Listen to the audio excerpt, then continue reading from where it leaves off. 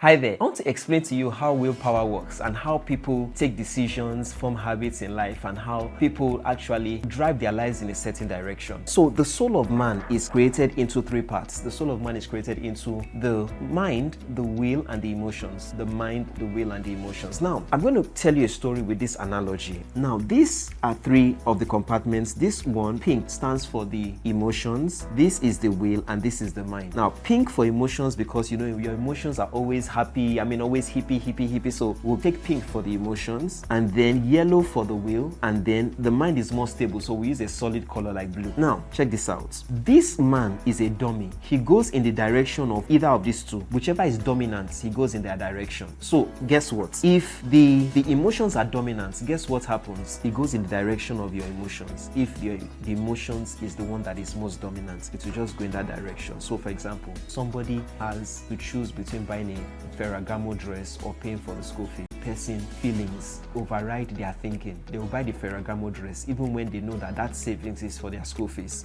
So guess what? Emotions are stronger. Emotions, what they kick this man, the will, out of the way, and then they begin to drive the will. So the will goes in the direction that the emotions go. The will is just a steering. A steering does not drive itself. It's not a self-driving car. You know, we are still in the era of, you know, driver cars, not driverless cars. So it goes in the direction that it wants it to go. But guess what? If on the other hand, this person says that, listen, I have school fees to pay. When I pay my school fees and graduate and get a good job, I will have enough money to buy as many Ferragamo dresses as I want. I am going to delay gratification. So the person uses his mind. I'm going to delay gratification and focus and pay my school fees.